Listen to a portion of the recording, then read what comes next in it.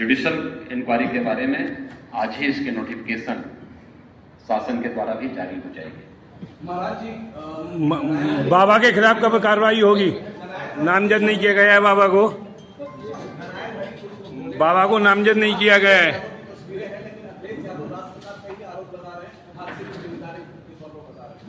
देखिए, कुछ लोगों की ये प्रवृत्ति होती है कि इस प्रकार के दुखद और दर्दनाक घटनाओं में भी वे राजनीति ढूंढते हैं, और ऐसे लोगों की एक फितरत है कि चोरी भी और सीना चोरी भी। यह हर व्यक्ति जानता है कि सज्जन के फोटो किसके साथ में है, उनके राजनीतिक संबंध किन के साथ जुड़े हुए हैं। तो स्वाभाविक रूप से आप लोगों ने इस बात को देखा होगा कि पिछले दिनों रैलियों के दौरान इस प्रकार की भगदड़ कहां मचती थी और कौन इसके पीछे थे, और मुझे लगता है उसकी तह में जाना आवश्यक है। जो लोग निर्दोष लोगों के जीवन के साथ खिलवाड़ करते हैं और उनकी जवाबदेही भी इसके साथ तय होगी। सर बाबा का नाम नहीं है सर रिपोर्ट में। दूसरी चीज आपने कहा कि ऐसे आयोजनों में प्रशासन को घुसने की इजाजत नहीं होती है, तो ऐसा क्यों होता है कि क्या ये प्रशासन से बड़े मुख्यमंत्री की भविष्य में ऐसी चीजें न हो? देखिए, प्रशासन प्रथम दृष्टया ये मान के चलता है कि धार्मिक आयोजन है, उनके सेवादार इस प्रकार के आयोजनों की जिम्मेदारी अंदर से स्वयं निभाएंगे। और बड़े बड़े आयोजन होते हैं, ऐसा नहीं कि ना होते हो, सावधानीवश वहां पर फोर्स प्रशासन तैनात करता है, लेकिन आउटर रिंग में उनकी फोर्स होती है। अंदर अगर आप देखेंगे तो उनके स्वयंसेवक या सेवादार ही इस पूरे व्यवस्था का संचालन करते हैं, उनकी देखभाल करते हैं। और जहां पे भीड़ अनुशासित होती है, धार्मिक और आध्यात्मिक श्रद्धा भाव के साथ लोग जहां आते हैं, वहां पर भीड़ अनुशासित भी रहती है। लेकिन जब वही कार्यक्रम निहित स्वार्थी तत्वों के हाथों का खिलौना बन जाता है, तो वह अनुशासनहीनता का नजारा वहां पर भी देखने को मिलता है। और इसका शिकार अंततः वह निर्दोष व्यक्ति होता है जो धार्मिक श्रद्धा के साथ उस आयोजन में भागीदार बनता है, क्योंकि उसको तो साजिश के बारे में पता नहीं होता है, और वह अपनी उस श्रद्धा भाव के साथ आता है। लेकिन साजिश करने वाले लोग अपनी साजिश करके फिर वहां से चुपचाप खिसकने का प्रयास भी करते हैं। होना यह चाहिए था कि अगर हादसा था तो सेवादारों को वहां पर इस पूरी घटना को पहले तो अपनी व्यवस्था को सुदृढ़ करना चाहिए था, और अगर सुदृढ़ नहीं कर पा रहे थे तो प्रशासन का सपोर्ट लेकर के हादसे के शिकार लोगों को हॉस्पिटल पहुंचाने की व्यवस्था करनी चाहिए थी, उपचार की व्यवस्था करनी चाहिए थी। इसका सबसे दूसरा जो पहलू ये है कि हादसा में लोग मरते गए और सेवादार उससे पहले वहां से खिसक करके भाग चुके थे, और इसीलिए हम लोग बाबा का नामजद क्यों नहीं किया है बाबा? और मैं इस बात के लिए आपको इस बात के लिए मैं कह रहा हूं कि मैंने इसीलिए जुडिशियल कमीशन के बारे में राज्य सरकार ने इसको तय किया है। हम इसके तहत निष्कर्ष पर आएंगे, और इस प्रकार की बड़े बड़े आयोजन हम लोग करते रहे हैं, लेकिन कहीं भी कोई इस प्रकार की चीजें नहीं आई है। और मुझे लगता है हम लोगों ने इस प्रकार के बड़े बड़े आयोजन हमेशा किए हैं, कुंभ जैसे बड़े आयोजन किए हैं, बड़े बड़े कार्यक्रम होते रहे हैं। लेकिन इसीलिए मैंने कहा कि इसकी तह में जाना आवश्यक है कि आखिर इसके पीछे कौन लोग इसके लिए जिम्मेदार हैं। सर बाबा को नामजद क्यों नहीं किया है? बाबा को राज्य सरकार ने और केंद्र सरकार ने,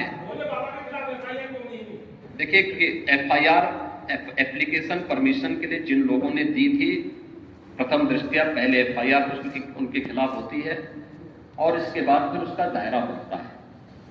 ये सभी अन्य लोगों के दायरे में आएंगे। जो भी इसके लिए जिम्मेदार होंगे वो इसके मायाली क्या बुलडोजर चलेगा बाबा पे बुलडोजर केंद्र और राज्य सरकार ने आर्थिक सहायता की भी घोषणा की है। जो निर्दोष लोग इस पूरे हादसे के शिकार हुए हैं, उनके जो नाबालिग बच्चे हैं, जो स्कूल में पढ़ने वाले बच्चे हैं, उनको हम उत्तर प्रदेश मुख्यमंत्री बाल सेवा योजना के अंतर्गत उन बच्चों की पढ़ाई की व्यवस्था हम लोग राज्य सरकार से करवाएंगे। उन्हें जिस भी स्कूल में पढ़ रहे होंगे, जिन भी संस्थाओं में पढ़ रहे होंगे, या उनके स्कॉलरशिप आदि की व्यवस्था के लिए भी राज्य सरकार ने तय किया है। और प्रत्येक मृतक के परिवारजन को भी केंद्र और राज्य सरकार मिलकर के 4 लाख रुपए की सहायता और गंभीर रूप से घायल व्यक्ति को 1 लाख रुपए की सहायता दे रही है। धन्यवाद जी। बाबा को नहीं खोज पाया है प्रशासन।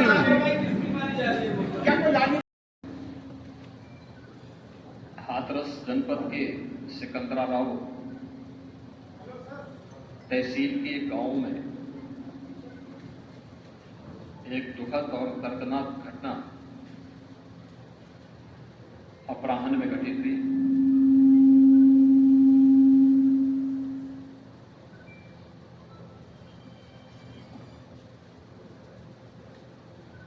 इस पूरी घटना के तह तक जाने के लिए शासन स्तर पर हम लोगों ने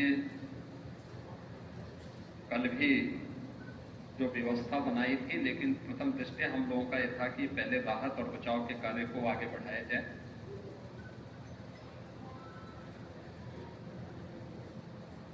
इस पूरी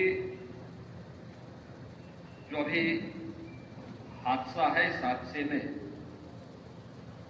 121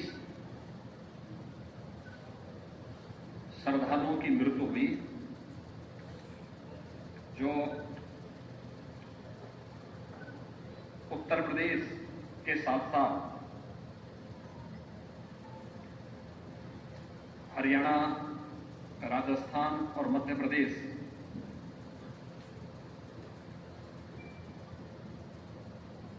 से भी जुड़े हुए थे। उत्तर प्रदेश में हाथरस, बदायूं, कासगंज, अलीगढ़, एटा, ललितपुर, शाहजहांपुर, आगरा, फिरोजाबाद, गौतम बुद्ध नगर, मथुरा, औरैया, बुलंदशहर, पीलीभीत, संभल और लखीमपुर खीरी, इन 16 जनपदों के भी कुछ श्रद्धालु जन थे जो इस हादसे के शिकार हुए हैं।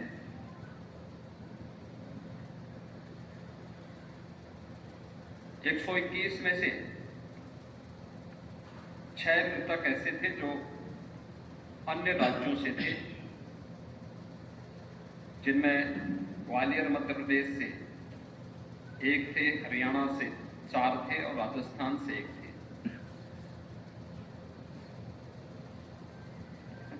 हाथरस के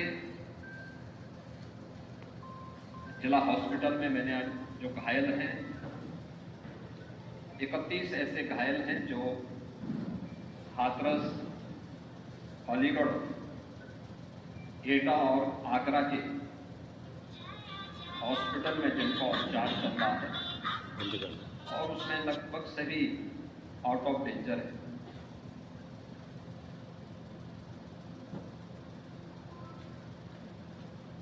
हादसे के बारे में जो वहां के चश्मदीद हैं, जो इस घटना के शिकार हुए थे, गंभीर रूप से घायल हो गए थे, उनमें से ज्यादातर जो लोग हैं जिनसे आज मैंने बातचीत भी किया है, वे सभी इस बात को बोलते हैं कि हादसा कार्यक्रम के उपरांत जब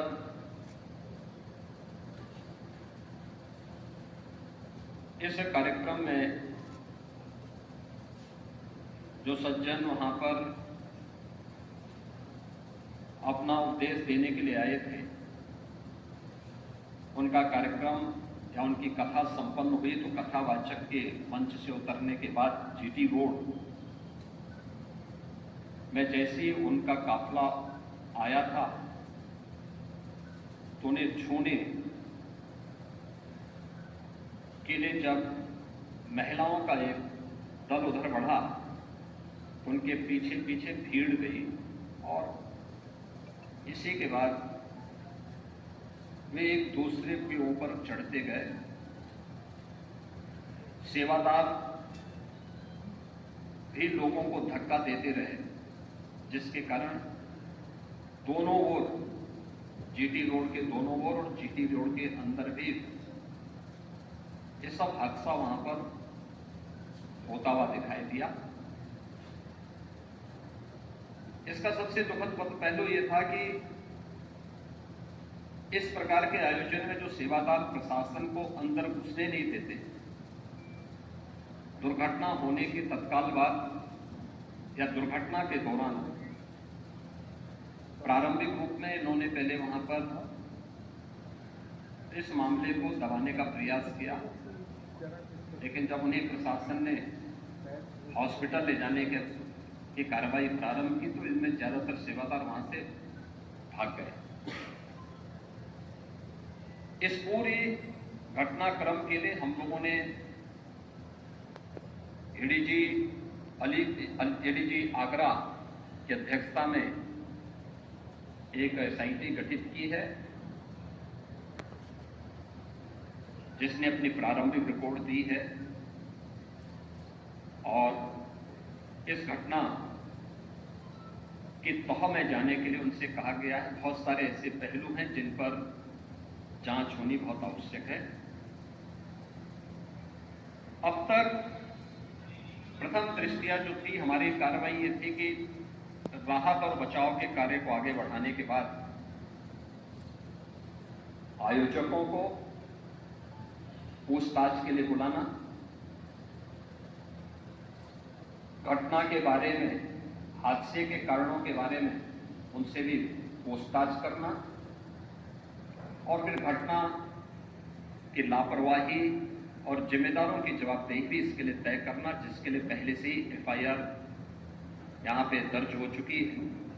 इसके लिए कार्रवाई आगे बढ़ रही है। हम लोग इस बात को किसी भी प्रकार से डिनाई नहीं कर सकते कि इस प्रकार